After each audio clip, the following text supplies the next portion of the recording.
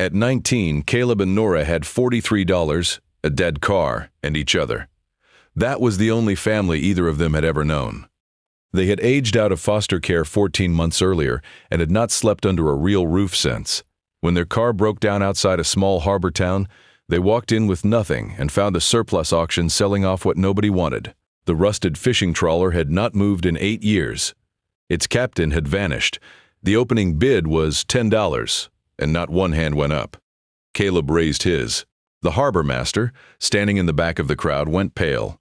For $10, 2 homeless teenagers owned a boat the whole town called cursed. But when they pried open a sealed compartment deep in the hull, what was locked inside was not junk or rot. It was a secret someone in Cedar Point had spent 8 years trying to bury. The sedan died on a Thursday afternoon in early October. No warning, no sputter, no slow fade. 1 second the engine was running.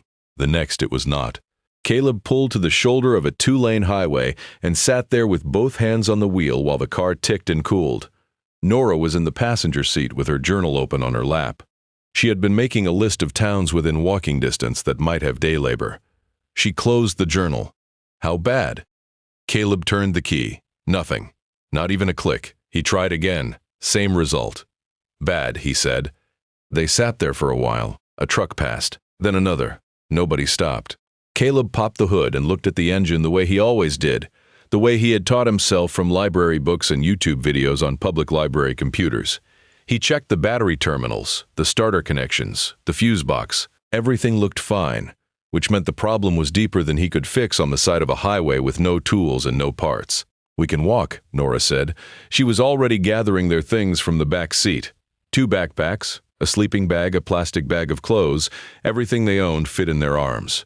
"Walk where?" She pointed down the highway. A green sign read Cedar Point 3 miles. They left the car unlocked with the keys on the seat. If someone wanted a dead sedan, they could have it. Caleb took one last look at it before they started walking. That car had been home for 5 months. Before that, a shelter in Raleigh. Before that, a motel parking lot in Virginia, where the manager let them sleep if they swept the lot every morning. Before that, things Caleb did not like to think about. The highway ran along the coast. They could smell salt and hear gulls before they saw the water. Cedar Point appeared around a bend, a small town built on a natural harbor. From the road above, Caleb could see the layout, a main street running parallel to the waterfront. A cluster of docks and piers. Boats tied up, most of them looking like they had not moved in a long time.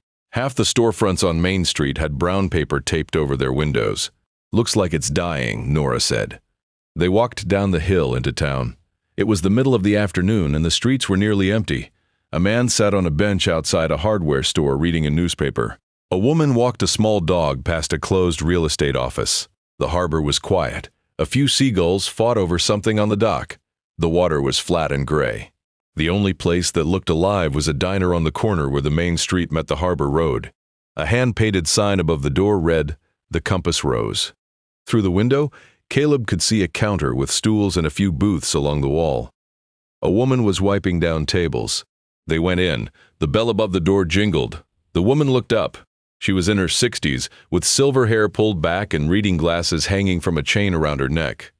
Her name tag said B. "Sit anywhere, sweethearts," she said. They slid into a booth near the window. Caleb opened the menu and did the math he always did. 2 coffees and a plate of toast would be $3 and change. They could afford that and still have enough for whatever came next. Nora was already looking at the menu the same way, scanning prices before descriptions. Bay came over with 2 glasses of water. She looked at them for a moment, the backpacks on the seat beside them, the sleeping bag rolled tight the way they were both studying the cheapest section of the menu. She did not say anything about it. "Kitchen just made a fresh pot of chowder," she said. "I made too much. If you two would do me a favor and help me finish it, I would not have to throw it out." Caleb looked at Nora. They both knew what was happening. This woman was feeding them for free and letting them keep their dignity while she did it. "We would not want you to waste it," Nora said. Bay brought 2 bowls of chowder, thick and hot, with bread on the side. She brought coffee without being asked. She moved around the diner doing her work and let them eat in peace. When they were almost finished, she came back and leaned against the booth. "You two passing through?" "Our car died on the highway," Caleb said. 3 miles back." "I am sorry to hear that. You have people here?" "No, ma'am." Bea looked at them again, not with pity, with something more practical than that. "There is a surplus auction down at the harbor this afternoon," she said. "Town sells off whatever nobody wants. Old dock equipment, busted crab pots, things like that. Sometimes there are decent finds if you know what to look at." She paused. "They are selling off some boats this year, ones that have been sitting too long." "We do not really need a boat," Caleb said. "A boat has a roof," Bea said. She said it simply, like she was commenting on the weather. Then she picked up their empty bowls and walked back to the kitchen. Caleb and Nora looked at each other across the table. "She is not wrong," Nora said. The auction was at 2 o'clock on the main pier.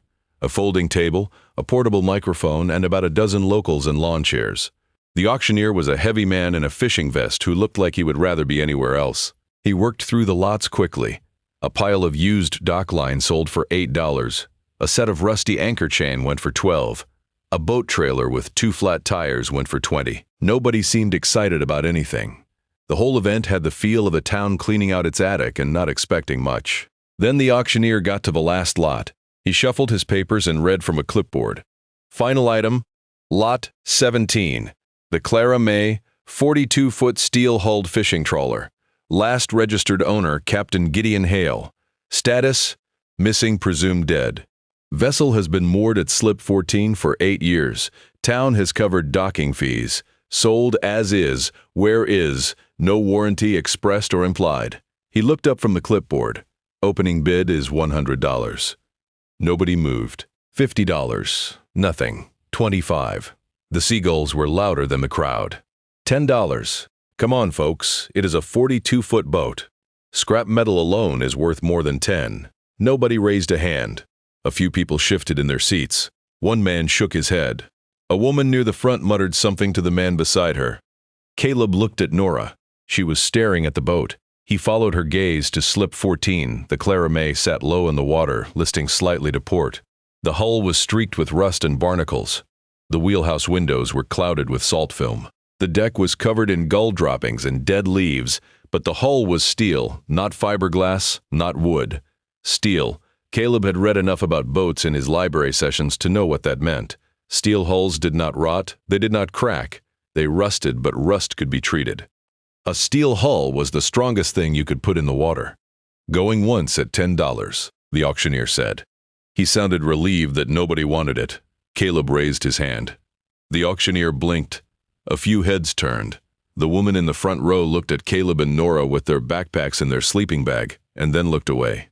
"Sold," the auctioneer said. $10. "Son, come see me for the paperwork." As they walked toward the folding table, Caleb noticed a man standing at the back of the crowd. He had not been sitting in a lawn chair like everyone else. He was standing with his arms crossed, wearing a windbreaker with Harbor Master stitched on the chest. He was in his late 50s, thick-necked, with a face that looked like it had been carrying something heavy for a long time. He was staring at the Clara May with an expression Caleb could not read. The man's name was Frank Delacroix. Caleb did not know that yet. He did not know that Frank had been harbor master of Cedar Point for 22 years, or that Frank had been counting on nobody buying that boat, or that Frank had good reasons for wanting the Clara May to sit forgotten at Slip 14 until the town eventually had it scrapped. All Caleb knew was that the man looked at him the way people had been looking at him his whole life, like he was a problem that had just walked through the door. They signed the paperwork. Caleb counted out $10 in ones and coins. The auctioneer handed him a manila envelope with the title, the registration, and a set of keys on a corroded brass ring. "Slip 14, the auctioneer said. "Good luck with her." They walked down the dock to Slip 14. The Clara May was bigger up close. 42 feet of scarred steel, a forward deck, a midship wheelhouse, and a stern-working deck where the fishing gear would have gone. The gangway was a weathered plank. Caleb tested it with his foot before stepping aboard. The deck groaned under his weight but held. Nora followed. They stood on the stern deck and looked around. Old rope coiled in a corner, a rusted winch bolted to the rail, gull nests in the rigging, everything covered in a layer of grime and neglect. But the deck was solid. The railings were solid. When Caleb knelt and knocked on the hull plating, it rang back firm and true. No soft spots, no thin patches. 8 years of sitting still, and the bones of the boat were good. "The engine will not work," Nora said. She was being practical as always. Maybe not, but the hull does. And it has a cabin. They found the cabin door and used the key from the brass ring. The lock was stiff, but it turned. The door swung open and they stepped down into the main cabin. It was small. A galley kitchen on one side with a 2-burner stove and a sink. A bench seat with storage underneath. A fold-down table beyond the main cabin. A narrow passage led to a forward berth with a mattress that had seen better days but was dry. The whole space smelled like old wood and diesel and salt. Not pleasant, but not rotten either. Just neglected. Nora ran her hand along the galley counter. "This was someone's home," she said. "It is ours now." They spent the rest of the afternoon cleaning. They found a hose on the dock and washed down the deck. Caleb cleared the gull nests from the rigging. Nora scrubbed the galley in the head. They opened every window and hatch to let the sea air push out the staleness. By evening, the Clara May was not pretty, but she was livable. Caleb got the propane stove working. Nora found canned goods in a cabinet under the bench seat, old but sealed. They heated a can of soup and ate it at the fold-down table while the last of the daylight came through the wheelhouse windows. "When is the last time we ate 2 meals in one day?" Nora asked. Caleb thought about it. Raleigh, the shelter. That was 3 months ago. They were quiet after that. The harbor was still. The water lapped against the hull in a slow, steady rhythm. Somewhere on the dock, a line clanged against a mast. They slept in the forward berth that night. The mattress was thin and the blankets were their own, but the space was enclosed and dry and out of the wind. For the first time in months, Caleb did not wake up every 2 hours to check if someone was trying to break into the car. There was no car. There was a steel hull between them and the world. And steel does not break easily. He lay in the dark and listened to Nora breathing beside him. He reached into his jacket pocket and touched the photograph he always carried, the 2 of them at their group home farewell dinner. Caleb was 15 in the picture. Nora was 15. They were sitting at a long table with paper plates and plastic cups, and they were both smiling. It was the only photo where they both looked happy. That was 4 years ago. They had been taking care of each other ever since. The next morning, they started working. Caleb had a plan.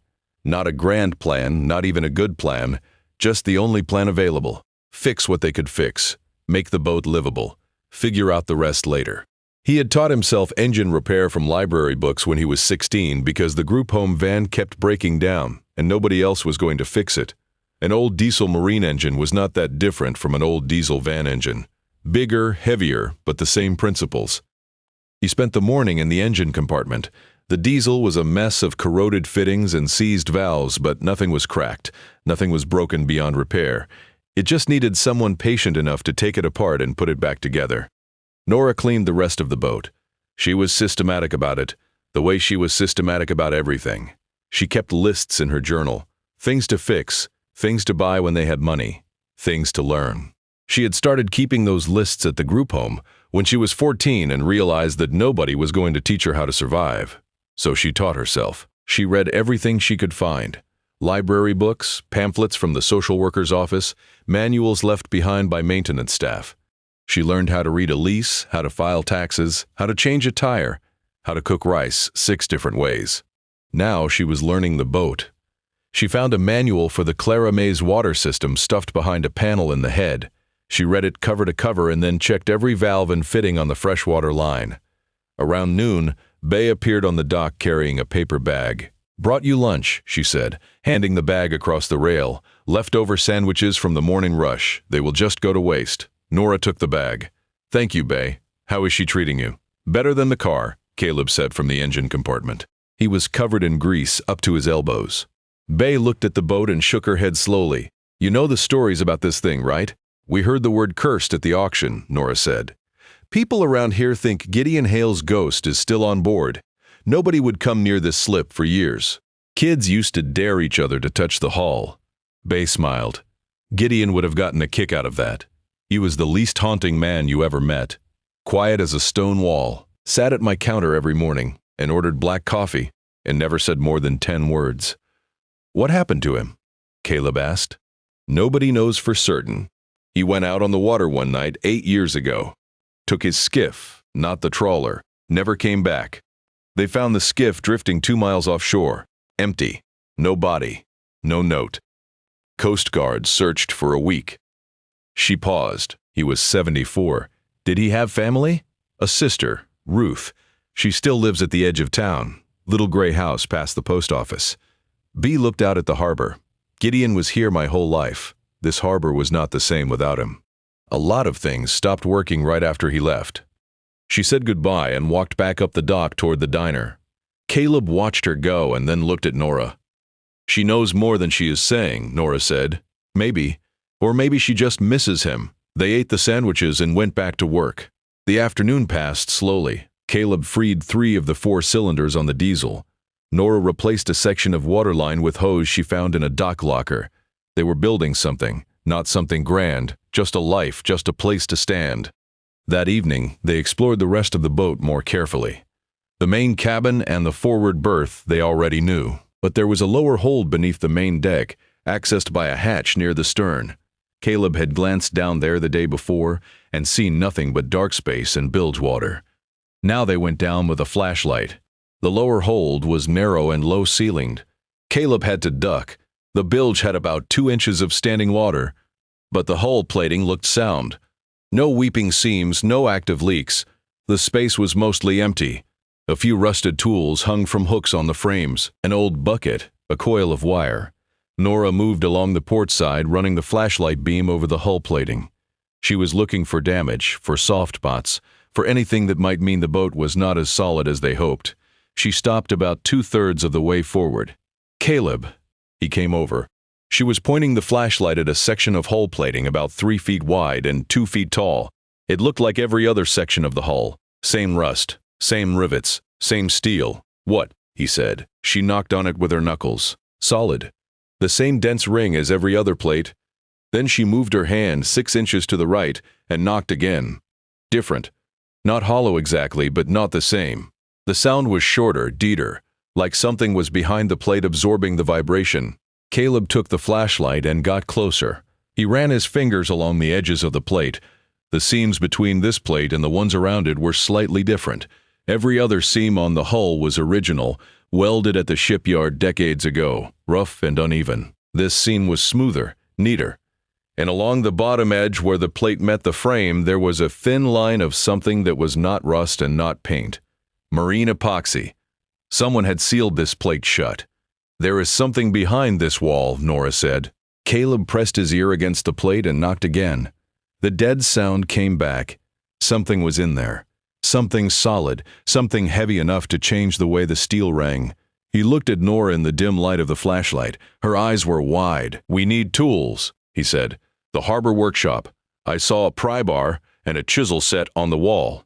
Caleb looked at the sealed plate one more time. Whoever had done this work had done it carefully. The epoxy was applied in thin, precise lines. The plate was fitted flush. If Nora had not knocked in exactly the right spot, they never would have noticed. Someone had hidden something inside the hull of this boat. Someone who knew what they were doing. Someone who wanted it found, but only by someone who was paying attention. The harbor was dark outside. The water was still. Somewhere a buoy bell rang once, low and far away. They climbed out of the hold and stood on the deck in the cold October air. The town was quiet. Lights from the Compass Rose diner reflected on the water in long yellow streaks. Everything was peaceful, but Caleb kept looking back at the hatch. Whatever was behind that plate had been waiting for 8 years. Waiting for someone to buy a boat nobody wanted, to climb into a hold nobody checked, to knock on a wall nobody thought to knock on. $10 and a dead car had brought them here, and now they were standing on top of a dead man's secret. They went to the harbor workshop at first light. It was a concrete shed at the end of the pier with a padlock that did not lock anymore. Inside, the walls were lined with tools that had not been touched in years. Caleb found a flat pry bar, a cold chisel, and a rubber mallet. Nora grabbed a flashlight with fresh batteries from a shelf near the door. Back on the Clara May, they climbed down into the lower hold. The morning light came through the hatch in a pale rectangle that did not reach the sealed plate. Nora held the flashlight while Caleb worked. The marine epoxy was tough. He started at the top left corner, working the chisel under the edge of the plate where the sealant met the frame.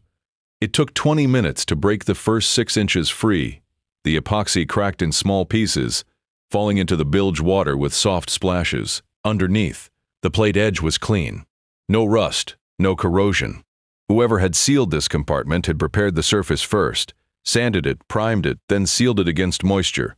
This was not a quick patch job. This was preservation. Caleb worked his way down the left side, across the bottom, and up the right.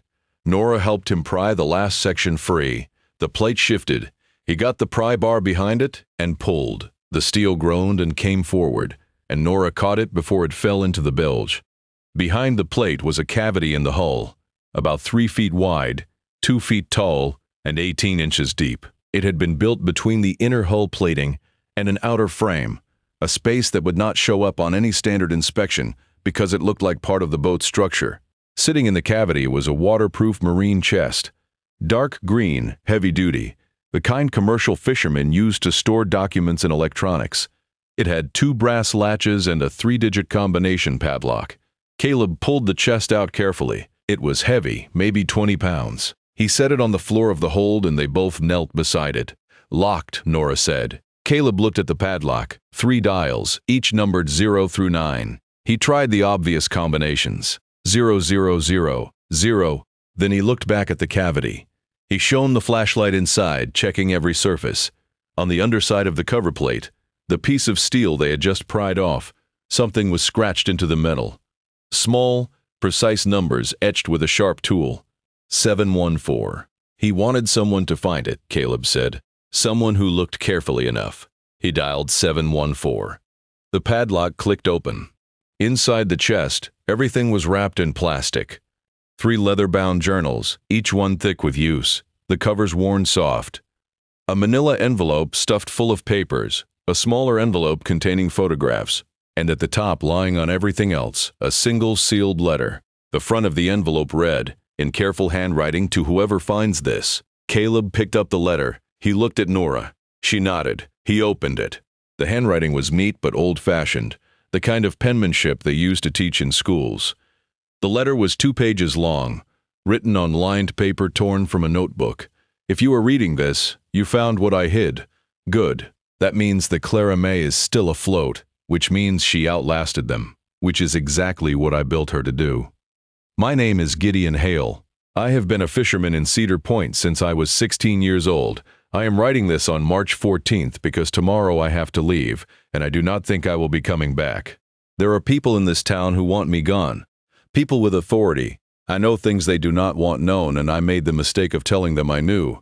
That was foolish. I should have kept quiet and let the evidence speak for itself. But I am an old man, and I have never been good at keeping quiet when something is wrong. Everything the town needs to know is in these journals. Every dollar, every name, every date. I have kept records for over 30 years, and the last 3 years are the ones that matter most. The financial documents in the envelope will confirm what the journals describe. If you are reading this, it means they got what they wanted. I am gone, but the truth is still here. Do with it what I could not. The Clara May is the key. Whoever holds her holds everything. God bless you for looking." Gideon Hale. Caleb set the letter down. Neither of them spoke for a long time. The bilge water dripped. The hull ticked as the sun warmed it. He knew he was going to die, Nora said quietly. Or he knew he would never come back. Either way, he planned for this. They took the chest up to the main cabin where the light was better. Nora spread a towel on the fold-down table and they laid everything out. The 3 journals, the manila envelope, the photographs. Caleb opened the first journal. The earliest entries were dated over 30 years ago. Gideon's handwriting was the same careful print as the letter, but looser, more natural. He was writing for himself, not for a stranger. September 3rd, brought in 400 pounds of bluefish, best haul in weeks, paid the fuel bill and the slip fee, took the rest to the bank. Ellen wants to fix the roof before winter. She is right. She is always right. Ellen, that must have been his wife. Caleb flipped forward through the journal. The entries were a mix of fishing logs, household records, and observations about the town. Simple, direct, unadorned. Gideon did not write like a poet. He wrote like a man keeping track of his life. The first mention of what Gideon had been doing appeared about 60 pages in. October 21st. Heard from B at the diner that Tommy Garland cannot make his dock payment this month. Medical bills from the surgery. I went to the harbor office after hours and paid it. Told the clerk to mark it anonymous. Tommy does not need to know. He just needs to keep fishing. Caleb stopped. He read it again. Then he turned the page. November 8. Put 200 in an envelope and slid it under the Alvarez door. Their youngest needs glasses, and they cannot afford the eye doctor in the city. 200 will cover the exam and a pair of frames. Did it after dark. Maria will think it came from the church fund. December 14th. Paid the back taxes on the Henderson property. 3 years overdue. County was going to seize it in January, $412. That is most of what I saved this season, but the Hendersons have 4 kids and nowhere else to go. Nora was reading over his shoulder. She put her hand on his arm. "Keep going," she said. He kept going. Page after page, year after year. Gideon Hale had been doing this for over 3 decades. Anonymous cashier's checks to the electric company when a family fell behind. Cash and envelopes slid under doors in the middle of the night. He paid funeral costs for a deckhand who died without insurance. He funded a local girls' nursing school tuition. 4 years of payments mailed to the bursar's office with no return address. He covered the mortgage on a widow's house for 6 months after her husband drowned in a storm. He was not rich. The fishing logs made that clear. He caught what everyone else caught, sold at the same prices, paid the same fuel costs, but his own expenses were almost nothing. He lived on the Clara May. He ate simply. He wore the same clothes until they wore out. The gap between what he earned and what he spent went into other people's lives. A journal entry near the end of the first volume stopped Caleb cold. Being invisible does not make you useless. It makes you free to do what is right without anybody watching. He read it twice. Then he closed the journal and sat back. He saved this town, Nora said, for 30 years, and nobody knew. Nobody was supposed to know. They opened the second journal. It covered a different period, starting about 10 years ago. The tone was different, sharper, more careful. This was where Gideon had started keeping records of something else entirely. March 7th. Harbor Maintenance Fund balance does not match the posted statement, short by $6,400. I checked the ledger at the clerk's office. The numbers do not add up. Asked Frank about it. He said it was a clerical error. March 22nd. Checked again. Now the shortfall is $8,000. Frank filed an amended statement, but the original line items do not match the amendment. He changed the numbers after I asked. Caleb felt the temperature in the cabin drop. Not literally, but something shifted. The first journal had been a record of quiet generosity. This one was a record of something else. The entries continued. Gideon had been methodical. He tracked every discrepancy in the harbor's financial records. He photocopied bank statements. He compared posted budgets against actual expenditures. Over the next 2 years of entries, the pattern became undeniable. Frank Delacroix, harbor master of Cedar Point, had been siphoning maintenance funds. Tens of thousands of dollars over a decade. The third journal was the most recent and the most urgent. The entries were closer together, sometimes daily. June 15th, confronted Frank at his office. Told him I had the records. Told him he needed to stop and return what he took. He went white. Then he got angry. Said I was an old man who did not understand how budgets worked. Said I should mind my own business. June 23rd, Frank came to the boat at night. Said if I went to the county with what I had, he would make sure I regretted it. Said he knew people. Said he could have my slip revoked, my fishing license pulled. I told him to do what he needed to do. July 9th. 2 men I did not recognize came to the dock. They did not say who sent them. They stood on the pier and watched me work for an hour. Then they left. Frank was at the harbor office the whole time, watching from the window. July 14th. Frank offered me money, $10,000 to hand over the records and forget everything. I told him the harbor families deserved better than a thief. August 2nd. Frank leveraged an old debt I owe him from 12 years ago. A loan he made me after Ellen died when I could not cover the funeral expenses. I paid him back, but we never formalized it. He says I still owe him. He says he will take it to court. The final entries were written fast, the handwriting slightly less controlled. September 10th. I have decided. I am sealing everything in the Clara May. The journals, the financial records, the copies of the bank statements. All of it. If something happens to me, the boat will outlast us all. Steel does not forget. September 11th, finished the compartment tonight. Welded the plate myself, sealed it with marine epoxy. The combination is on the inside of the plate. If anyone cares enough to open it, they will find everything they need. September 12th, called Ruth, told her I have to go, told her not to worry, told her everything is on the boat. She tried to argue. I hung up before she could talk me out of it. Tomorrow I leave. I do not know what happens next. I am 74 years old and I have spent my whole life on the water. If that is where I end, it is not the worst place. Caleb closed the third journal. His hands were not shaking, but they wanted to. Nora had the manila envelope open on the table. She was spreading out the contents, bank statements with entries circled in red pen, photocopied checks, harbor budget documents with line items highlighted, financial records going back a decade.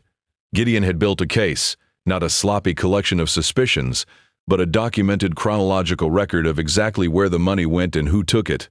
This is evidence, Nora said. Real evidence. Enough to prosecute. Enough to get a 74-year-old man run out of his own town. They looked at each other across the table, covered in a dead man's secrets. Outside, the harbor was waking up. A truck rattled past on the pier road. Gulls called. The smell of coffee drifted down from the compass rose. A knock on the hull. Caleb went to the deck. Bea was on the dock with another paper bag. "Breakfast delivery," she said. "How are you two settling in?" They invited her aboard. She climbed down into the cabin and saw the journals spread across the table. She did not ask what they were. She set the bag down and poured herself a cup of water from the galley tap. "We found something," Nora said, "in the hull. Captain Hale left it there." Bea went still. She looked at the journals, at the letter, at the photographs. Then she sat down slowly on the bench seat. "Tell me," she said. They told her. Not everything, not the financial records or the corruption. Just the first part. The 30 years of anonymous help. The envelopes under doors. The bills paid in secret. The family saved without their knowledge. Bea said. Her face changed as they read passages from the first journal. She put her hand over her mouth once, and then she took it away and folded both hands in her lap. "Tommy Garland," she said. "That was my husband. He had surgery on his back in '97. We could not make the dock payment that month. I remember because I was so worried we would lose the slip. And then the harbor office told us it had been paid. They said it was an anonymous donation. Tommy always thought it was the church." "It was Gideon," Nora said. Bea nodded slowly. "He sat at my counter every morning for 30 years. Black coffee, no cream, no sugar. Never said more than 10 words.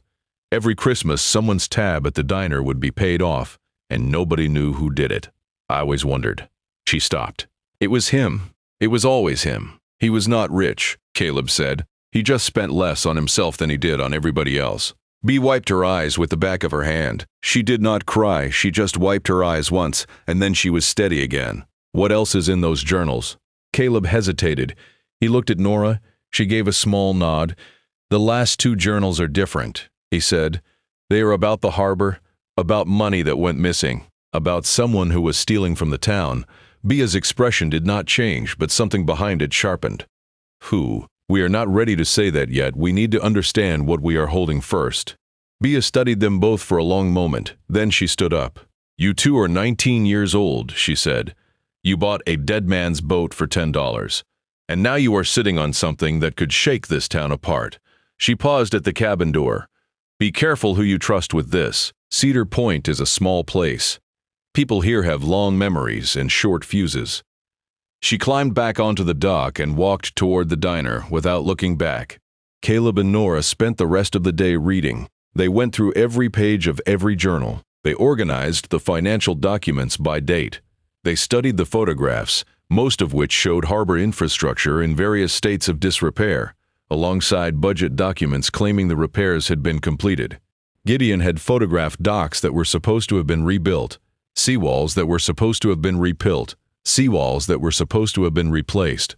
None of the work had been done. The money allocated for it had vanished. By evening, they had a clear picture. Frank Delacroix had been skimming harbor maintenance funds for at least 10 years. The total, as far as Gideon could document, was over $9,000. He had steered at least 2 town contracts to a developer cousin who wanted to buy waterfront property. And when Gideon had confronted him with the evidence, Frank had threatened him, leveraged a personal debt, and ultimately forced him out of Cedar Point. Gideon had gone to sea and never returned. His body was never found. Nora closed the last journal and pressed her palms flat on the table. "We need to talk to Ruth," she said. "His sister. Bea mentioned she still lives in town." What are we going to tell her? The truth. Her brother hid this for her as much as for anyone.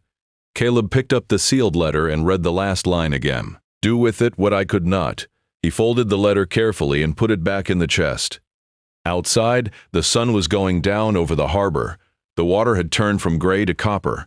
The Clara May rocked gently at her mooring, the same slow rhythm she had kept for 8 years while Gideon's secrets waited in her hull.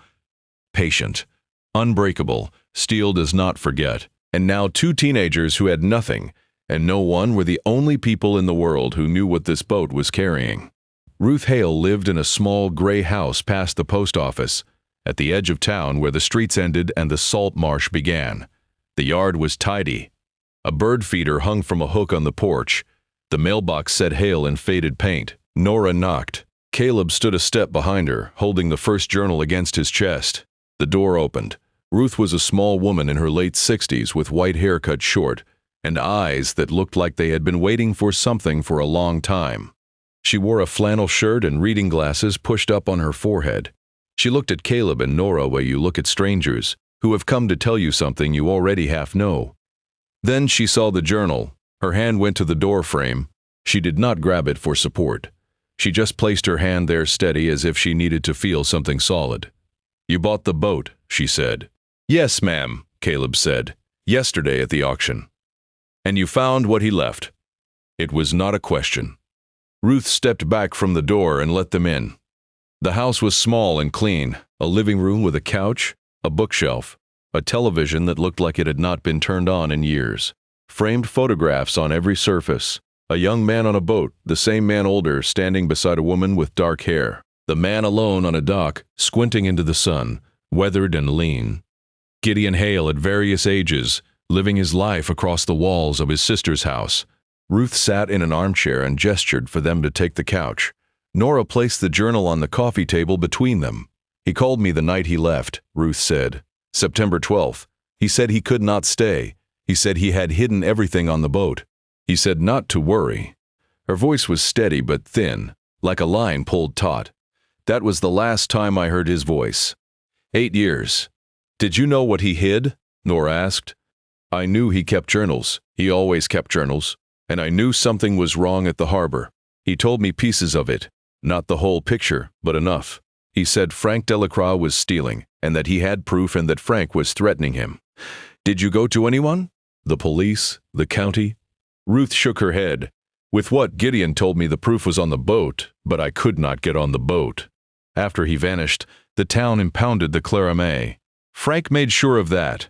He filed paperwork claiming the harbor was owed back docking fees. The boat sat at that slip for 8 years and nobody was allowed near it.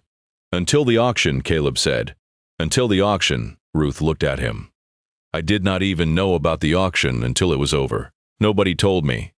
The 3 of them sat in silence for a moment. The clock on the mantel ticked. Outside, a mockingbird was calling from the bird feeder. Ruth picked up the journal. She opened it to a random page and read silently. Her lips moved with the words. Then she turned to another page, and another. She was not reading consecutively. She was dipping into her brother's voice, the way you test water with your hand. She stopped on a page near the middle of the first volume. November 3rd, she read aloud. Henderson family is about to lose their house. County says they owe $412 in back taxes. I went to the clerk today and paid it, told them to mark it anonymous. Henderson has 4 children. Where are they supposed to go? She closed the journal. I did not know about this. He helped a lot of people, Nora said. For over 30 years. Nobody knew. He was not rich, Ruth said. He just never spent anything on himself. He wore the same 3 shirts until they fell apart. He ate whatever he caught. He lived on that boat because it was free. She paused. He was not a generous man in the way people think of generous. He did not give with warmth. He gave with stubbornness. He saw a problem and he fixed it. He did not want thanks. He did not want recognition. He just could not stand watching people lose things when he had the power to stop it.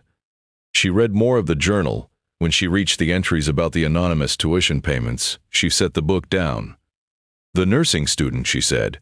That was Maria Reyes. She is a nurse at the county hospital now. She has a family. She told everyone she got a scholarship. She did, Caleb said. From your brother. Ruth's eyes were bright, but she did not cry. She looked at the photographs on her shelf. Gideon at 30, Gideon at 50, Gideon at 70, standing on the deck of the Clara May with his hands on the wheel.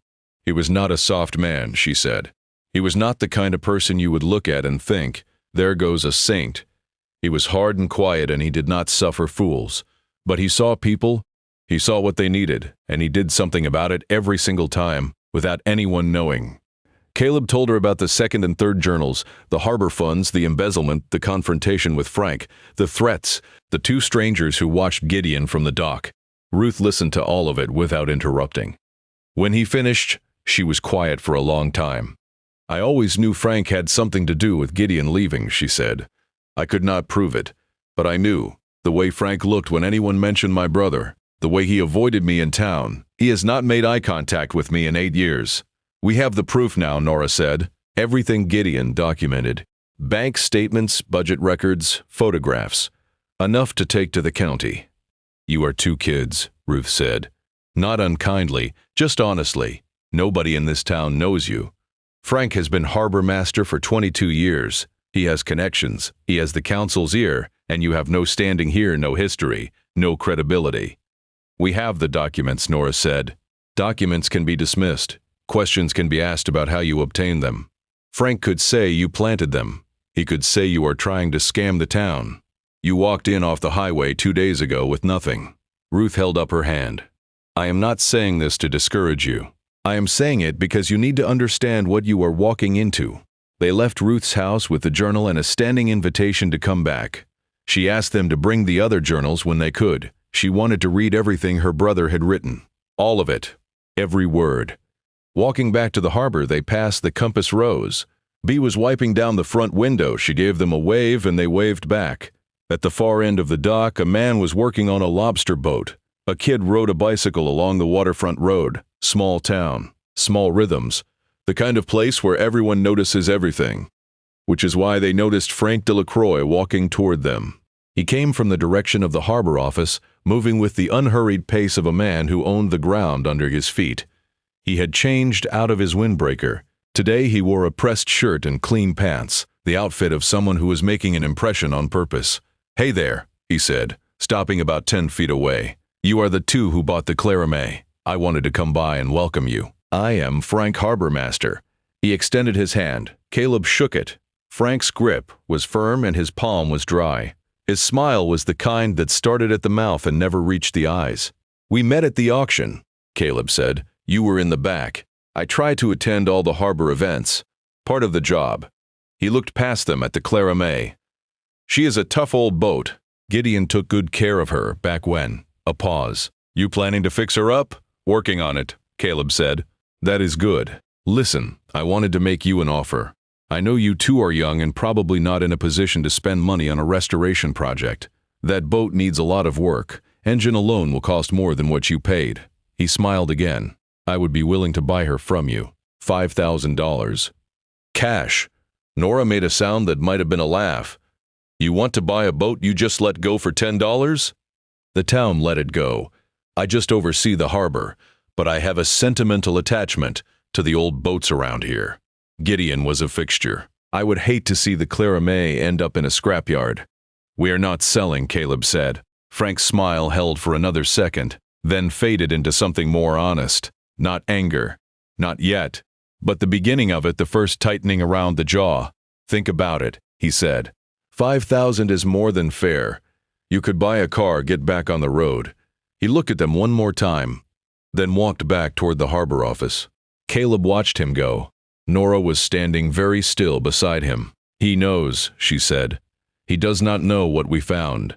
He knows that someone finally got on that boat. That is enough. 2 days later, the pressure arrived.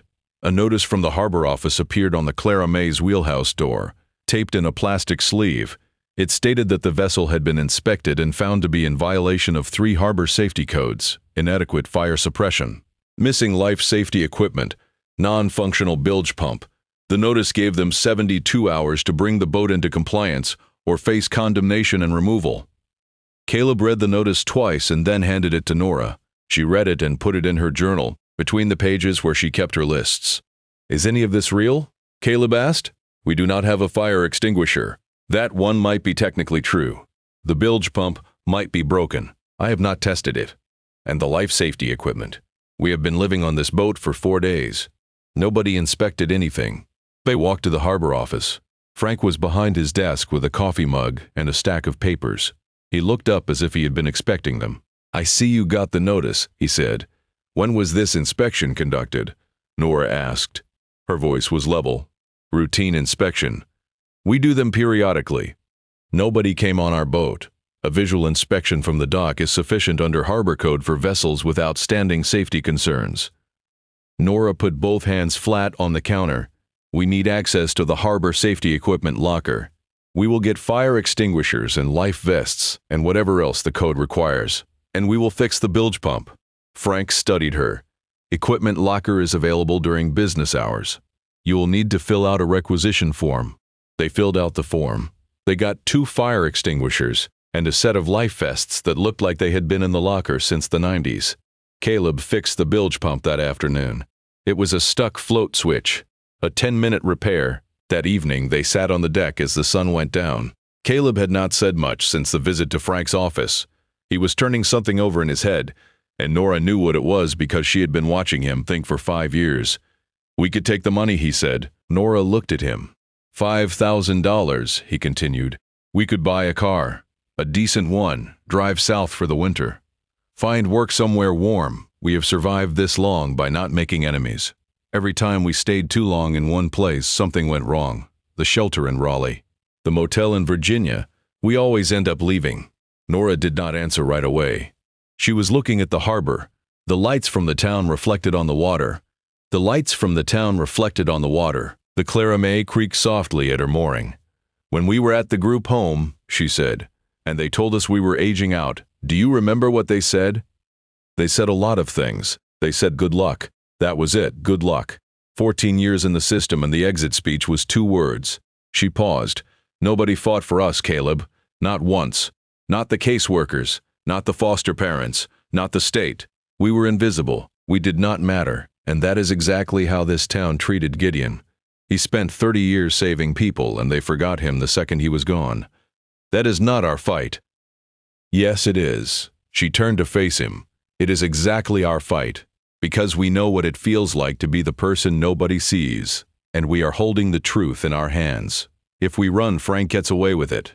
The town never learns what Gideon did for them. His sister spends the rest of her life wondering. And we spend the rest of ours knowing we had the chance to make something right and we walked away from it. We have nothing, Nora. No credibility, no money, no connections. We are 2 homeless kids on a rusted boat. Nobody ever fought for us, Caleb. Not once. Maybe that is exactly why we have to fight for him. If you have made it this far into Caleb and Nora's story, hit subscribe, because what happens next is the part I have been waiting to tell you. The argument was not settled that night. They went to sleep without resolution, which was unusual for them. They had always made decisions together, quickly, because the road did not give you time to deliberate. But this was different. This was the first time they had something to lose. The next morning, Caleb woke up before dawn and went out to the deck. The harbor was dark and still. He could see the lights of the harbor office at the far end of the pier. Frank's truck was parked outside. He thought about the photograph in his jacket pocket, himself and Nora at the group home, farewell dinner. 15 years old, smiling, not knowing what was coming. The system had given them nothing. Not a skill, not a dollar, not a single adult who stayed. They had built everything from nothing. Their partnership, their survival routines, their ability to read a situation and act. All of it self-taught. And now they had Gideon's journals. A man who had also built something from nothing. A man who had seen the invisible people and done something about it. Year after year, without recognition, without thanks. Gideon was dead. His secret generosity had died with him, locked in a steel hull, waiting for someone who cared enough to look. And now 2 people who understood what it meant to be invisible had found it. When Nora came out to the deck, Caleb was sitting with the 3rd journal open to the last page. "We are staying," he said. She sat down beside him. "What changed?" I read his last entry again. "Steele does not forget. He trusted the boat to carry this. He trusted that someone would come along and do what he could not. He closed the journal. We are here. We are that someone. So what do? We verify everything first. So what do? We verify everything first. So what do? We verify everything first. Ruth said documents can be dismissed, so we make sure the evidence is bulletproof before we go public. And there is something else. He opened the journal to a page he had marked with a folded corner. Look at this entry. Near the end. Nora read the passage. Gideon had written about a trust, an account he had set up at a bank in the nearest city. The entry was brief. The Clara May is the key. Whoever holds her holds everything. I have named no person, only the vessel. The rightful registered owner of the Clara May has access to the trust. A trust account, Nora said. He set it up so that whoever owned the boat would have access, not a specific person. The boat. Their names were on it. Caleb Marsh and Nora Voss, registered owners of the vessel, Clara May. We need to go to that bank, she said. The entry mentions a branch in Beaumont that is about 40 miles from here. There is a bus. I saw the schedule posted at the gas station. Caleb folded the journal shut and looked out at the harbor. The first light was coming up over the water. The sky was turning from black to gray. A fishing boat was heading out through the channel, its running lights moving steadily toward open water. They had made their choice. They were staying, they were fighting, not for themselves, but for an old man who had fought for everyone else and lost. Now they needed to find out what else Gideon had left behind. The bus to Beaumont left at 7 in the morning from the gas station at the edge of town. $3.50 each way. They brought the Clara May's registration, Gideon's letter, and a copy of the deed. They left the journals and the financial documents locked in the waterproof chest aboard the boat. Nora had found a padlock at the hardware store for $4 and secured the cabin door before they left. The ride took an hour. Nora sat by the window and watched the coastline slide past. Caleb sat beside her and did not talk. He was thinking about what would happen when they walked into a bank with a dead man's letter and a $10 boat deed and asked about a trust. The branch was a small brick building on Beaumont's Main Street. A woman at the front desk looked up when they came in. Two teenagers in worn clothes carrying a folder of papers. She asked how she could help them. We are inquiring about a trust account, Nora said, established by Gideon Hale. We are the registered owners of the vessel named in the trust. The woman looked at them for a long moment, then picked up a phone and called someone from the back. A man in a gray suit came out. He introduced himself as the branch manager. He asked them to follow him to his office. The office was small and clean. He sat behind his desk and asked them to explain. Caleb laid out the registration, the deed, and Gideon's letter. He explained how they had come to own the Clara May and what they had found aboard.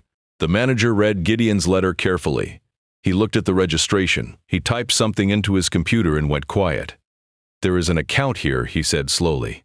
A trust established by Gideon Hale in March of that year, 8 years ago.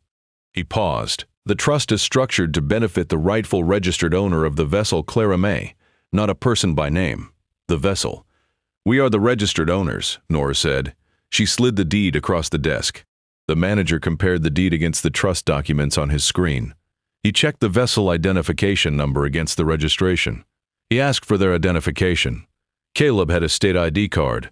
Nora had hers.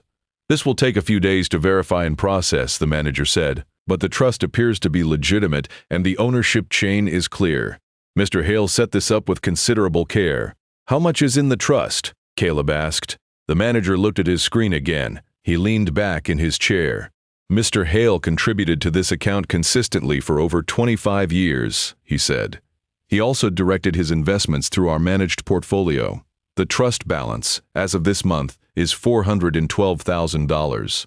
Caleb did not move. Nora did not move.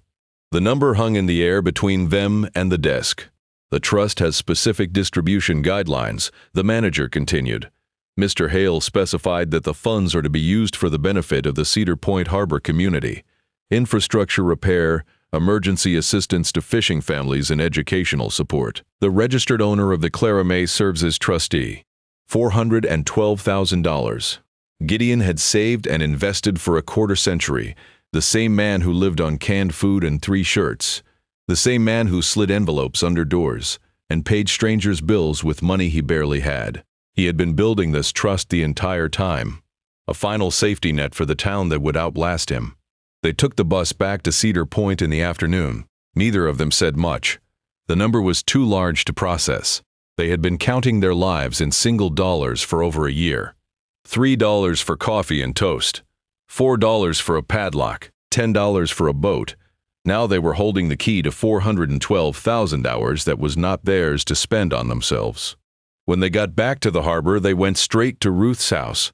They told her about the trust. She sat in her armchair and listened, and when they told her the amount, her hands went still in her lap. "He never told me about that," she said. "He told me about the journals. He told me about the evidence. He never told me about the money. He spent his whole life giving it away in secret," Nora said. The trust was the same thing, just bigger. Ruth looked at the photograph of Gideon on the shelf, the one of him at 70, standing at the wheel of the Clara May. "He was not rich," she said again. "He just never stopped." The next morning, Caleb and Nora made their decision. They gathered the financial documents from the chest, the bank statements, the budget records, the photograckers. They put everything in a folder and walked to the county clerk's office in Beaumont. The clerk was a middle-aged woman who listened to their story with growing attention. She looked at the documents. She asked questions. She made copies. She told them she would forward the materials to the county inspector's office and that an investigation would be opened. On the way back, Nora stopped at a payphone outside the bus station and called the regional newspaper in Beaumont. She asked for the news desk. A reporter took her call. She gave him the outline, the basics, and told him where to find the records at the clerk's office. The reporter asked if she could meet with him the following day. She said yes.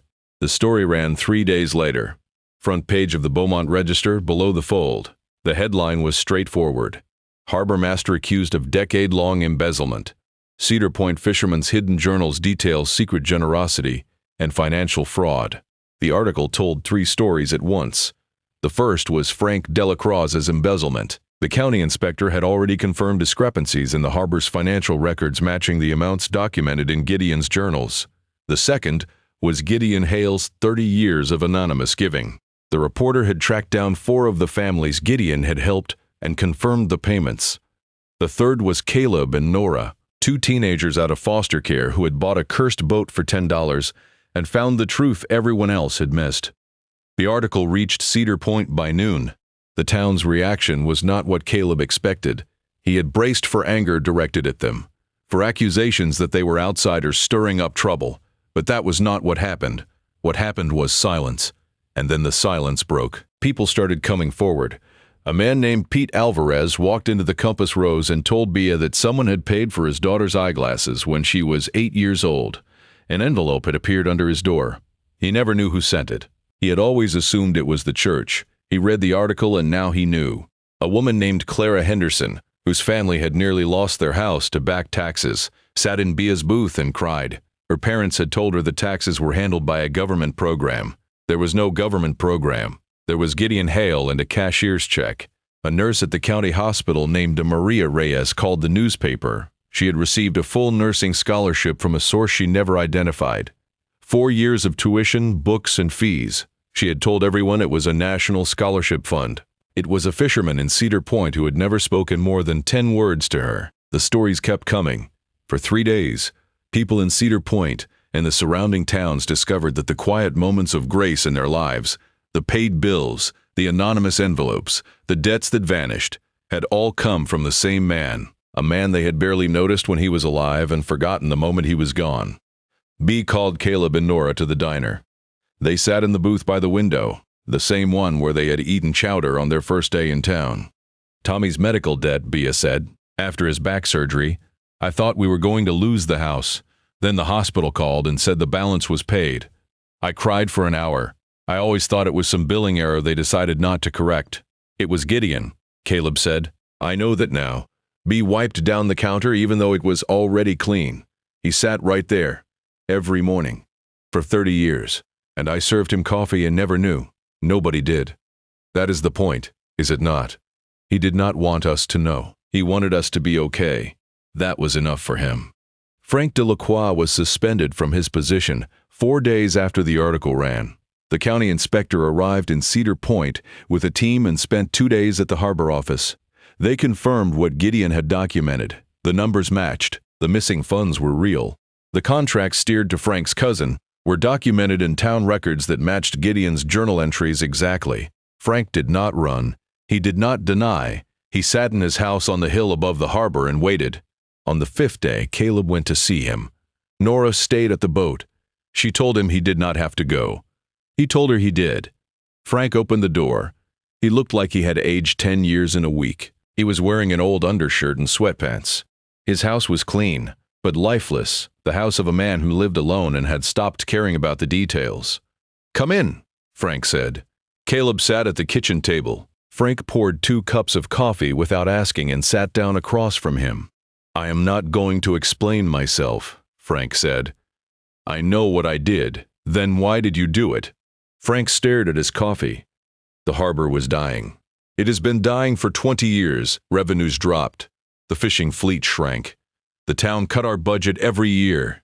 I was supposed to maintain 40 slips, a seawall, 2 fuel docks, and a boat ramp on half the money I needed. So you stole the rest. I borrowed it. That is what I told myself at first. I would put it back when things got better. Things never got better. He took a drink of his coffee. My daughter was in college. My wife had left. I owed money I could not pay. The harbor fund was sitting there, and nobody was looking at the books except me. Gideon was looking. Gideon. Frank set down his cup. That old man sat on his boat and watched everything. He came to my office with a folder of evidence and told me I had to stop. I panicked. I did not plan what happened next. I just reacted. I threatened him. I used a debt he owed me. I brought in people to scare him. He stopped. I did not think he would leave. I thought he would back down. He did not back down. He left, and he died. I know. You let the town forget about him. You let his boat sit there for 8 years. You let his sister spend 8 years wondering. Frank did not answer. He sat there with both hands around his coffee cup, looking at the table. "I did not start out to hurt anyone," he said finally. Caleb stood up. "Neither did we, but we did not steal from the people who trusted us." He walked out. He did not slam the door. He just left it open behind him and walked back down the hill to the harbor. The county charged Frank with embezzlement and misappropriation of public funds 2 weeks later. He cooperated fully. He provided access to his personal records, bank accounts, and correspondence. He confirmed the details in Gideon's journals and provided additional documentation the investigators had not found. It was not redemption. It was accountability. The day after the charges were filed, Ruth Hale stood at the harbor and read her brother's final journal entry aloud. A crowd had gathered. Bia was there, Pete Alvarez, Clara Henderson, Maria Reyes, who had driven down from the county hospital, dock workers, shop owners, fishermen, people who had been helped and people who had not. They stood on the pier in the October wind and listened. Ruth's voice was clear and steady. "I have decided I am sealing everything in the Clara May. If something happens to me, the boat will outlast us all." Steele does not forget. She closed the journal and held it against her chest. Nobody spoke. The harbor was quiet except for the water and the wind and the gulls. That evening, Caleb and Nora sat on the deck of the Clara May. The harbor was still. Lights from the town reflected on the water in long lines of gold and white. Bia's diner was lit up. A few people were still walking on the pier. For the first time since they had arrived in Cedar Point, neither of them talked about leaving. They did not talk about the next town, the next job, the next job, the next place to sleep. They sat on the deck of their $10 boat and watched the harbor settle into night, and they did not say a word about going anywhere else. 3 months later, the Clara May had a new coat of paint. Dark blue, the same color Gideon had kept her in, according to Ruth. Caleb had done the work himself over 2 weeks, sanding the rust, priming the bare steel, laying down 3 coats with a roller and a brush. The hull was smooth and clean. The deck was scrubbed white. The wheelhouse windows were clear enough to see through for the first time in nearly a decade. The engine ran. Caleb had rebuilt it piece by piece. New fuel lines, cleaned injectors, a rebuilt water pump, and a starter motor he found at a marine salvage yard 30 miles down the coast. The first time the diesel turned over and caught, the sound echoed across the harbor. A dock worker 2 piers over looked up. Bea came out of the diner and stood on the porch, listening. The Clara May had been silent for 8 years. Now she had a heartbeat again. They had not taken her out yet. Caleb wanted to be sure everything was right before they cleared the breakwater, but on calm mornings he would start the engine and let it idle at the slip, listening to it run, checking the gauges, feeling the vibration through the deck. It was the same satisfaction he had felt fixing the group home van at 16, making something work that everyone else had given up on. The harbor around them was changing. The Hale Harbor Trust had been formally established 6 weeks after they returned from the bank in Beaumont. A lawyer from the county helped them set up the foundation. Ruth was on the board. Bea was on the board. Nora managed the books. The trust's first act was funding emergency repairs to the main pier, where the pilings had been rotting for years, under the maintenance budget that never existed. 3 fishing boats that had been dry docked were back on the water. The repairs that Frank's stolen funds should have covered were finally being done. A new fuel dock pump was installed. The seawall on the north side of the harbor, which had been crumbling into the channel, was reinforced with new concrete and rebar. A marine mechanic named Dale Perkins had given Caleb a job, not charity. Caleb had walked into his shop on the commercial pier with grease-stained hands and told Dale he could rebuild a marine diesel. Dale had pointed at a seized outboard on the bench and said, "Show me."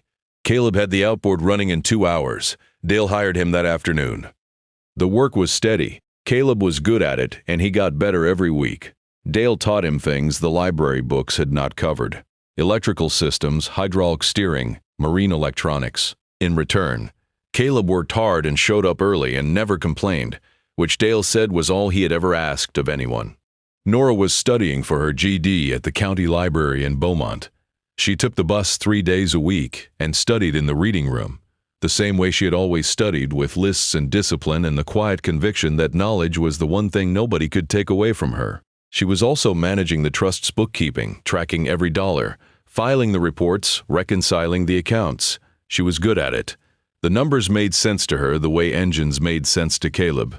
Bea's diner was busy again. The fishing families were coming back. The men who worked the boats ate breakfast at the Compass Rose before dawn and dinner there after dark. Bea hired a second cook and extended her hours. She put a photograph of Gideon behind the counter, next to the cash register. The same photograph Ruth had on her shelf. Gideon at the wheel of the Clara May, squinting at the sun. Nobody asked Bea to hang it there. She just did it one morning, and nobody asked her to take it down. Ruth visited the trawler almost every day. She would walk down from her gray house at the edge of town, cross the harbor road, and climb aboard. She sat in the wheelhouse where her brother used to stand, in a folding chair Caleb had put there for her. Sometimes she read from the journals. Sometimes she just sat and looked at the water. He would have liked this, she told Caleb once, not the attention. He would have hated the attention.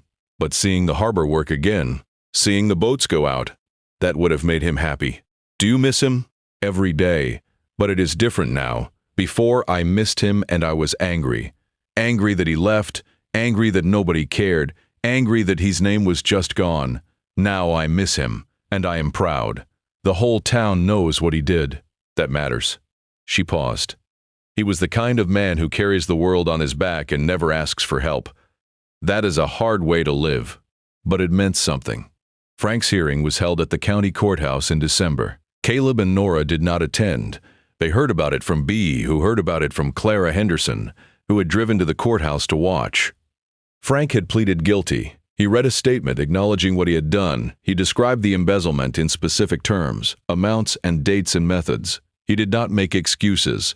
He said that he had started with a small withdrawal during a budget shortfall, and that one bad decision had led to 20 more. He said that threatening Gideon Hale was the worst thing he had ever done. He said that he would carry it for the rest of his life. The judge sentenced him to 18 months in a minimum security facility and 5 years of probation. He was ordered to make restitution, though the amount he could repay was a fraction of what he had taken. His harbor master certification was permanently revoked. Cedar Point did not forgive Frank. The town was not built for quick forgiveness. But they heard him. They watched a man stand up and say what he had done without hiding behind lawyers or technicalities. And some people thought that was worth something, even if they could not say exactly what. The evening after the sentencing, Bea made a plate of food and left it on Frank's doorstep. No note, no words.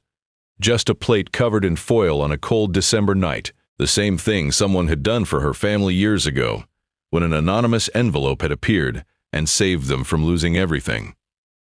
She did not know it had been Gideon then. She knew now, and she understood that the chain of grace did not stop because the person who started it was gone. Winter settled over the harbor. The days were short and cold. Ice formed on the rigging in the mornings and melted by noon. The fishing fleet ran shorter trips, staying closer to the coast. But the harbor was alive. Lights burned in the workshops. The fuel dock hummed.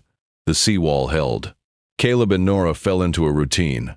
Mornings, Caleb walked to Dale's shop and worked on whatever boat needed fixing. Nora took the bus to Beaumont or stayed aboard the Clara May with the trust's accounts spread across the fold-down table. Evenings, they cooked dinner in the galley. Simple meals, rice and beans, pasta, whatever Bea sent down from the diner. They ate at the table where they had first read Gideon's letter, and they talked about what they were building.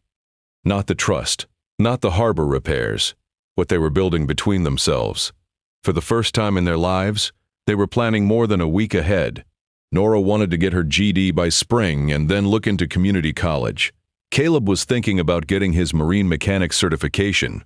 Dale had told him he could take the exam in 6 months if he kept progressing. "Do you remember the car?" Nora asked one evening. "The sedan?" I looked it up. "The highway patrol towed it a week after we left it. It is in an impound lot in the next county. We could go get it." Caleb thought about it. That car had been their home for 5 months. Their last roof before the Clara May. He had slept in the driver's seat and Nora had slept in the deck, and they had kept the doors locked and the windows cracked and hoped every night that nobody would bother them. "Leave it," he said. Nora smiled. It was the first time he had seen her smile like that since the group home. Not guarded, not calculated, not the careful smile of someone measuring risk. Just a smile. "Yeah," she said. "Leave it." Ruth came to the boat on a Saturday morning in late January. She was carrying a paper bag. She climbed aboard and sat in the wheelhouse chair and called for them. They came up from the cabin. Ruth opened the bag and took out a photograph in a simple wooden frame. It showed a young man standing on the deck of the Clara May. He was maybe 30, lean and strong, with his sleeves rolled up and his hands on the rail.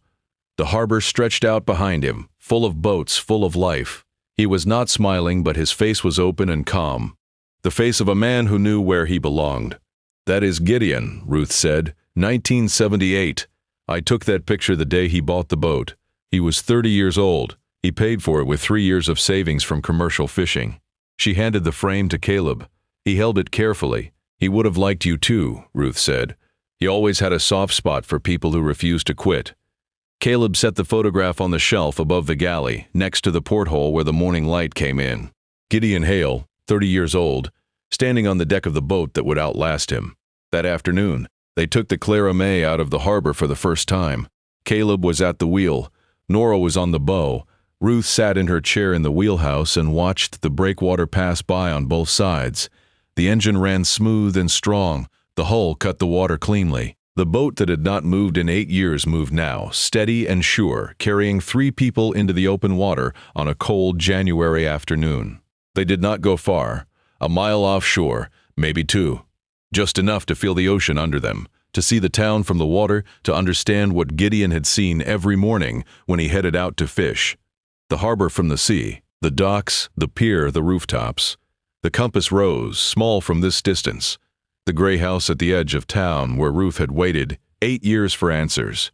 The town looked different from the water, smaller, more fragile. The kind of place that could disappear if nobody took care of it. Gideon had taken care of it, quietly, invisibly, for 30 years. And now 2 people he never met were carrying that forward. They turned back toward the harbor. The sun was low. The water was gold and silver and flat. Caleb eased the Clara May through the channel and brought her alongside Slip 14. He cut the engine and the boat settled into its mooring with a slow, familiar creak. Ruth climbed off the boat and stood on the dock for a moment. She looked at the Clara May, freshly painted. Engine running. Alive again. "Thank you," she said. She was not talking to Caleb and Nora, she was talking to the boat, or to the man who had built his life on it, or to both. She walked back toward her house. Caleb and Nora watched her go. The harbor was settling into evening. Fishing boats were coming in through the channel, their running lights bright against the darkening water. Bea was on the diner porch, sweeping. A dock worker was coiling line on the next pier. The fuel dock light came on. a steady amber glow that reflected across the harbor in a long shimmering line. Caleb leaned against the wheelhouse door. Nora was beside him, her journal in her lap. She had a new list going. Things to fix, things to learn, things to remember. The list was longer than any she had made before, because for the first time the future was not something to survive. It was something to build. A $10 boat and a dead man's journals, Caleb said. That is what it took. Nora closed her journal. That is not what it took. It took us. It took two people who knew what it felt like to be invisible, who knew what it looked like when nobody cared. That is what it took. They had come to Cedar Point with $43 and a dead car. Two teenagers the system had forgotten. Walking down a highway toward a town that was forgetting itself, they had bought the only thing they could afford, a boat nobody wanted, and they had found the only thing that mattered. Not the money, not the evidence, the proof that one person, living quietly, choosing to see what others ignored, could hold an entire community together without anyone knowing. Gideon Hale had been invisible his whole life. So had they. And that was exactly why they were the ones who found him. The harbor was dark now. The water was still. A buoy bell rang somewhere far out, the same bell Caleb had heard on their first night aboard. The Clara May rocked at her mooring, gentle and steady, the way she had rocked for 8 years while she waited. She was not waiting anymore. None of them were. The people nobody sees are usually the ones holding everything together. Gideon knew that, and now so did they.